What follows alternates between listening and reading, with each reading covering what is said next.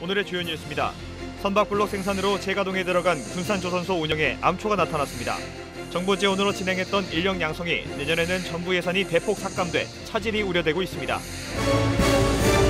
정부가 국가산업단지 관리 기본계획을 변경하기로 확정하면서 국가식품 클러스터 입주기업의 발목을 잡고 있던 다양한 규제가 풀리게 됐습니다. 식품 클러스터 입주기업들은 자사제품의 타지역 생산 연관 제품을 하나로 묶어 판매할 수 있고 상업시설을 직접 운영할 수 있게 됐습니다. 여러분 안녕하십니까? 10월 11일 화요일 종합뉴스 시작합니다. 군산조선소가 이달 초 선박 블록 생산을 시작으로 내년 본격적인 재가동에 들어갈 예정입니다. 이를 위해 올해 정부 지원으로 인력 양성을 진행했습니다. 하지만 내년에는 관련 예산이 대폭 삭감되면서 차질이 우려되고 있습니다. 모형숙 기자입니다. 군산 소룡동의 전북인력개발원. 개별 교육장에서는 선박용 블록을 붙이는 용접 실습이 한창입니다. 군산조선소 재가동에 맞춰 현장에 투입하기 위해 석 달 전 실습을 시작한 교육생들입니다. 전북인력개발원이 올 들어 양성한 조선 인력은 50여 명, 내년에는 200여 명을 목표로 하고 있습니다. 하지만 정부가 내년 조선 인력 양성 예산을 대폭 삭감하면서 차질이 우려되고 있습니다. 산업부는 군산과 부산, 울산 등 5개 시도에 필요한 조선 인력 양성 예산 120억 원을 요구했지만 내년 정부 예산안에는 60억 원만 반영됐습니다. 이 5개 지역에 대한 조선업을 지원하는 산업부 지원 사업이거든요. 이게 162억 8천만 원인데 이제 내년도 예산도 지금 저희가 내년 예산은 이제 120억을 지금 신청한 상태거든요. 그 산업부에서 기재부로 단절로 60억으로. 또 조선해양 미래혁신 인재양성 허브 사업 예산 80억 원도 전액 삭감됐습니다. 내년 군산조선소에 필요한 생산 인력은 600여 명. 업무 강도에 비해 임금이 높지 않고 울산과 거제 등 조선소가 밀집한 다른 지역에서도 용접공 모시기 경쟁이 치열해 인력 양성이 절실합니다. 내년도에는 거의 한 600에서 한 700명 정도의 인력 양성이 필요해서 저희들은 거기에 부응해서 연착륙할 수 있도록 한 200명 정도를 인력 양성을 공급할 계획입니다. 그렇지만 지금 정부 예산이 많이 지금 삭감한다는 그 이야기가 있는데 아무래도 인력 양성을 하는 데서는 예산 지원이 5년 만에 재가동되는 군산조선소. 국회 단계에서 전북도와 지역 정치권의 적극 대응이 요구되고 있습니다. KCN 모형숙입니다. 새만금 신항만 배후 부지에 국가재정 전환이 추진될 것으로 전망됩니다. 조승환 해양수산부 장관은 지난 6일 열린 국회 국정감사에서 민주당 이원택 의원에게 배후 부지 국가재정 전환에 대한 타당성을 검토하겠다고 밝혔습니다. 또한 조 장관은 오는 2030년까지 건설할 예정인 새만금 신항을 2년 단축해 2028년까지 조기 완공도 적극 검토하겠다고 설명했습니다. 새만금 신항은 배후 부지 개발 방식이 민자 사업으로 규정돼 있어 진척의 어려움이 불가피하다는 지적을 받아왔습니다. 에디슨모터스 강영건 회장이 자본시장법 위반 혐의로 지난 5일 구속된 가운데 군산 공장의 전기버스 생산에도 차질이 계속되고 있습니다. 군산시에 따르면 에디슨모터스 군산 공장의 경우 자금 운영에 어려움을 겪으면서 부품 수급이 원활하지 않아 축소 운영되고 있습니다. 에디슨모터스는 200대 정도의 전기버스 선 주문량이 있지만 주문받은 것도 제대로 생산하지 못하고 있는 것으로 알려졌습니다. 에디슨모터스는 현재 매각 협상을 진행하고 있습니다. 새만금 태양광 기업 지분의 상당수를 중국계 기업이 소유한 것으로 나타났습니다.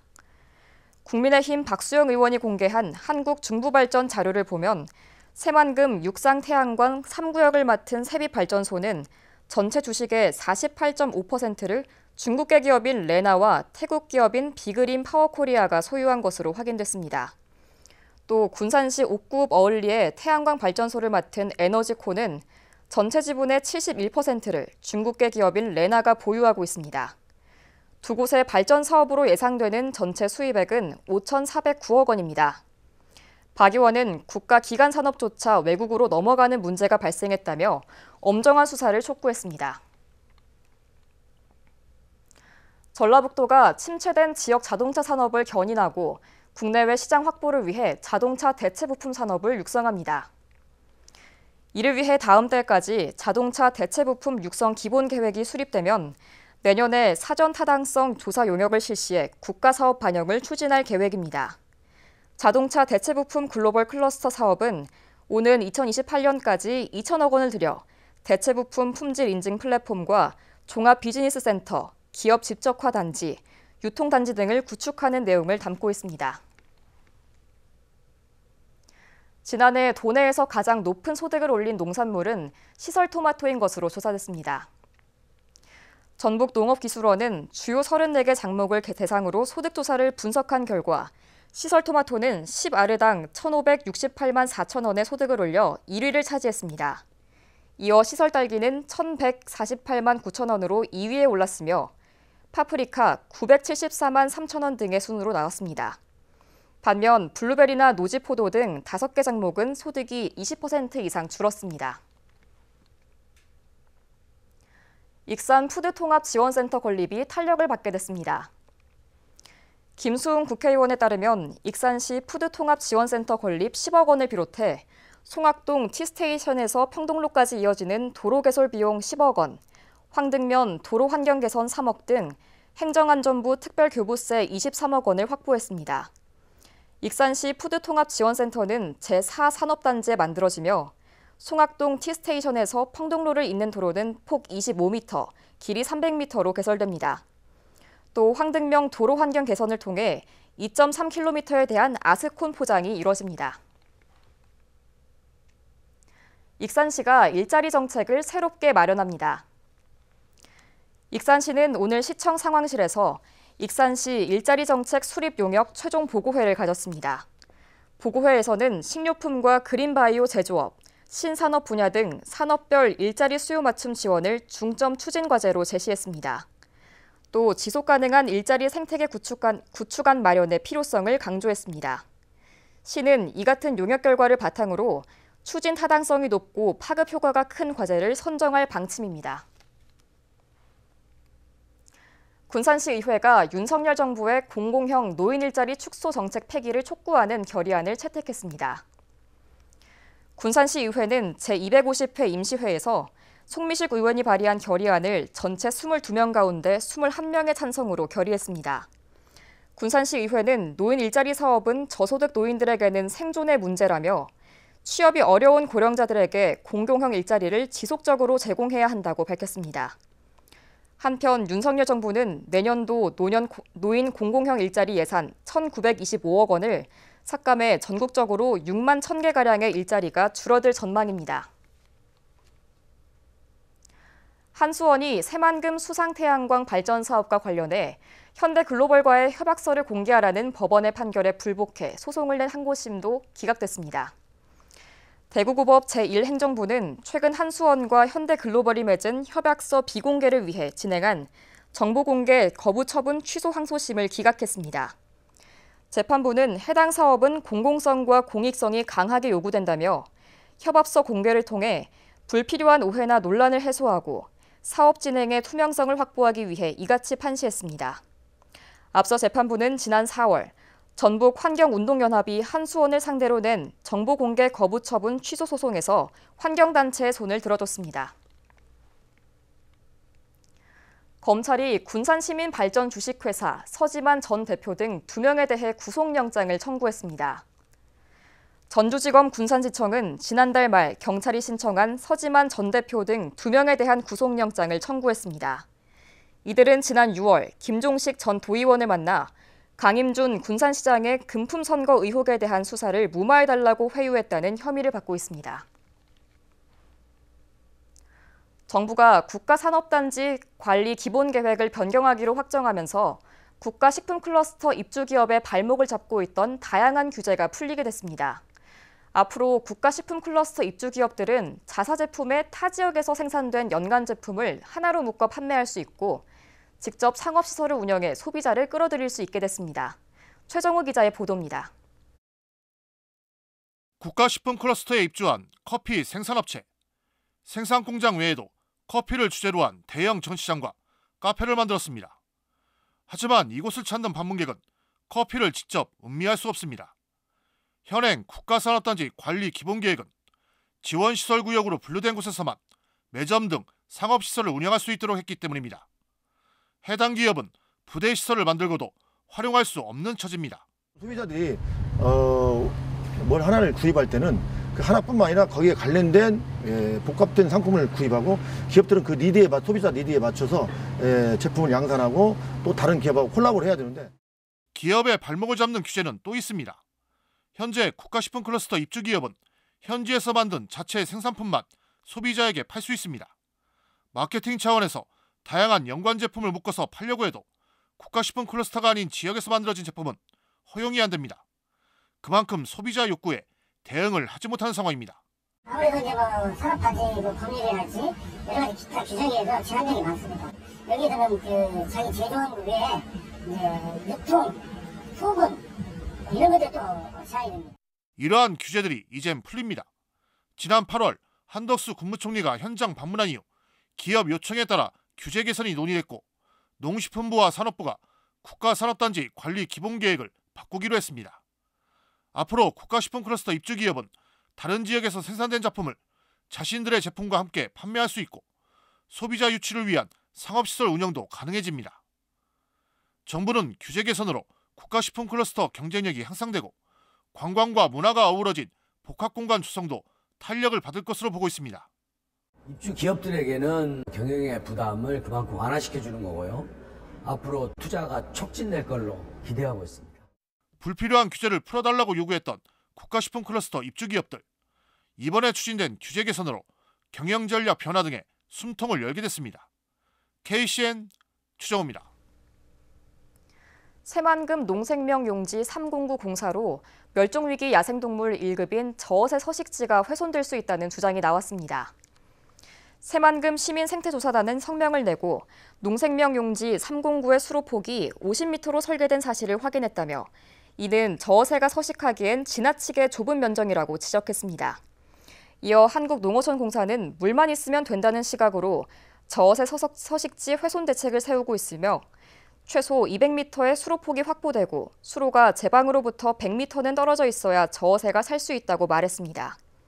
시민생태조사단은 농생명용지 309 설계를 변경해 저어새의 서식지를 보존해야 한다고 촉구했습니다. 도교육청이 내년도 중등학교 교사 414명을 선발합니다. 공립은 지난해보다 106명이 감소한 26개 과목 328명입니다. 또 사립은 33개 학교에서 19개 과목 86명을 도교육청에 위탁해 선발합니다. 원서는 오는 17일부터 21일까지 도교육청 온라인 채용 시스템을 통해 접수할 수 있으며 다음 달 26일 1차 시험을 시작으로 내년 2월까지 전형이 이어집니다. 도내 농어촌 빈집을 대상으로 희망하우스 재생사업이 추진됩니다.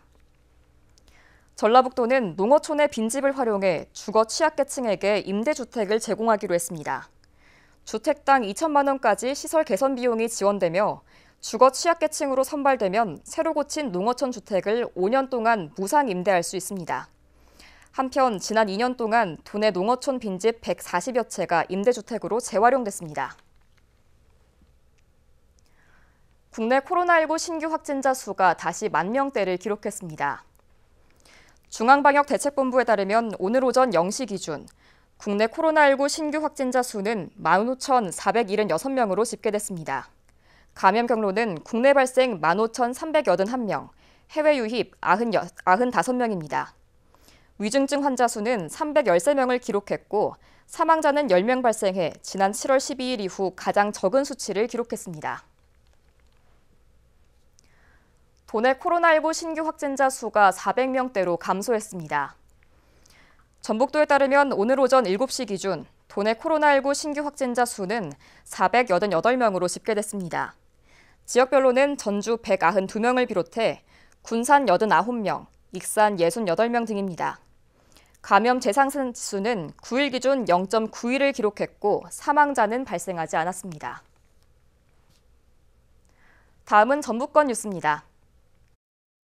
경찰이 무주 일가족 가스 중독 사건의 원인으로 보일러 연통에서 가스가 새어나온 정황을 확인했습니다. 전북경찰청에 따르면 국립과학수사연구원과 함께 기름 보일러 연통을 분해해 내부를 들여다본 결과 장기간 쌓인 타르 성분이 그을음 물질로 가득했고 이로 인해 주택 외부로 빠져나가야 할 일산화탄소 일부가 연통에 머무른 것으로 파악됐습니다. 특히 보일러와 연통을 연결하는 금속 재질 접합부가 제대로 결속되지 않은 사실도 발견했습니다. 한편 무주군 무풍면의 한 주택에서는 노모의 생일을 축하하기 위해 모인 일가족이 가스 중독으로 추정되는 사고가 발생해 5명이 숨지고 1명은 위독한 상태입니다. 농촌진흥청에 대한 국정감사가 11일 진행됐습니다. 이 자리에서 국민의힘 이달곤 의원은 농진청의 기본 업무는 식량 주권 강화인데 식량 자급률이 떨어지고 있어 대책 마련이 시급하다고 지적했습니다. 식용 곡물 식량 자급률을 보면 지난 2017년 48.7%, 2019년 45.8%, 2020년 45.8%에 머물렀습니다. 또 쌀과 밀, 보리 등 주식 자급률은 지난 2017년 66%에서 2020년에는 60.4%까지 하락했습니다. 전북은행의 태양광 관련 대출이 전국에서 가장 많은 것으로 나타났습니다. 금융감독원이 금융권 태양광 관련 대출 현황을 집계한 결과 전북은행은 8월 말 기준 대출 잔액이 1조 48억 원으로 전국에서 가장 많았습니다. 전국 15개 은행의 태양광 관련 대출 잔액은 모두 4조 1,600억 원입니다. 지난 2017년부터 이뤄진 태양광 관련 대출 취급액도 전북은행이 1조 3,686억 원으로 KB국민은행에 이어 두 번째로 많았습니다. 지금까지 전북권 뉴스 윤현석입니다. 군산 탕류길 해돋이 공원과 익산 함라산 둘레길, 미륵산 둘레길 등 도내 11곳이 단풍 천리길로 선정됐습니다. 전북도는 이곳 3곳과 정읍사 오솔길, 남원 교룡산 둘레길, 완주 고종실 마실길 등 11곳을 가족 연인과 함께 걷기 좋은 아름다운 단풍 천리길로 운영한다고 밝혔습니다. 도는 탐방객의 이용 편의를 위해 단풍 천리길을 함께 걸으며 길의 역사와 문화, 생태적 특색을 탐방객에게 설명하는 길 해설사 서비스를 제공합니다. 길 해설사 서비스 이용을 원하는 사람은 전북 생태관광 육성지원센터로 이용일 2주 전에 예약하면 됩니다. 군산시가 지역 내 중소기업과 영세사업체 근로자 자녀에게 장학금을 지원합니다. 신청 대상자는 군산시에 있는 중소기업체 근로자의 자녀, 군산에 주민등록이 된 고등학생입니다. 선정된 학생에게는 1인당 100만 원의 장학금을 지급합니다. 신청서는 재학 중인 학교장의 추천서와 사용자 또는 노동조합 대표의 추천서 등 구비 서류를 첨부해 시 일자리 정책과에 오는 14일까지 제출하면 됩니다. 자세한 사항은 시 홈페이지를 참고하시기 바랍니다. 군산시가 안전 취약계층에 주택용 소방시설을 지원합니다. 시는 기초생활소급자와 차상위 계층 장애인 가구에 소화기와 단독경보형 감지기 1,500개를 무상으로 보급한다고 밝혔습니다. 주택용 소방시설 보급은 시와 소방서, 의용소방대 연합회원들과 합동으로 각 세대를 직접 방문해 설치하고 소화기 작동 방법도 함께 교육할 계획입니다. 한편 군산시는 지난 2017년부터 안전 취약계층 15,000여 가구에 주택용 소방시설을 무료로 보급해왔습니다. 군산시와 군산문화도시센터는 우리 동네 아카이브 신흥동과 옥산면 전시를 개최합니다. 국가등록문화재로 지정된 구 남조선 전기사업에서 열리는 이번 전시는 예비문화도시사업 시범지역인 신흥동과 옥산면의 모습을 사진과 다큐멘터리, 설치미술로 만나볼 수 있습니다. 전시는 오는 30일까지 열리며 자세한 내용은 군산문화도시센터 홈페이지를 참고하면 됩니다. 이어서 우리 동네 소식입니다.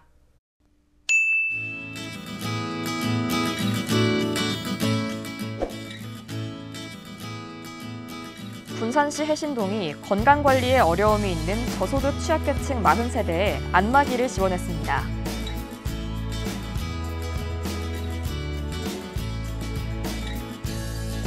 군산시 조촌동 이가 매생이 수제비 칼국수 가게에 착한 가게 제32호점 현판이 전달됐습니다.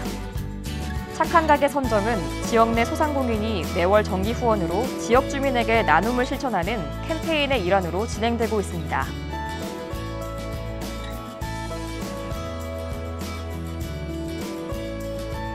익산 불교신도연합회가 제15회 자비의 연탄 나누기 행사를 진행했습니다. 연탄은 겨울 한파에 대비해 한 가구당 200장씩 총 54가구에 전달됐습니다.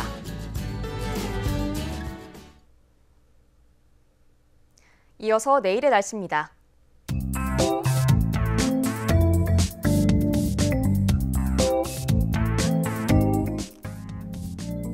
내일 전북은 대체로 맑겠습니다.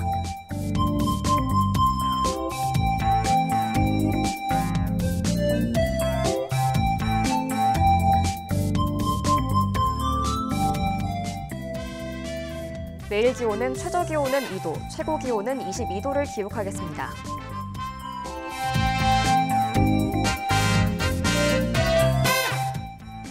내일 군산은 대체로 맑은 가운데 12도에서 20도 사이의 기온 분포를 보이겠습니다.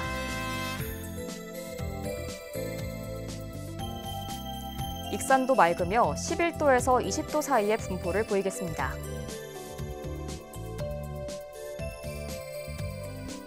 바다의 물결은 서해 남부 모든 바다에서 0.5에서 2m로 일겠습니다.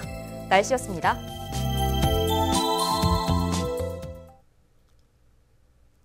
이상으로 KCN 종합뉴스를 마칩니다. 정확한 보도로 늘 함께하겠습니다. 시청해주신 여러분 고맙습니다.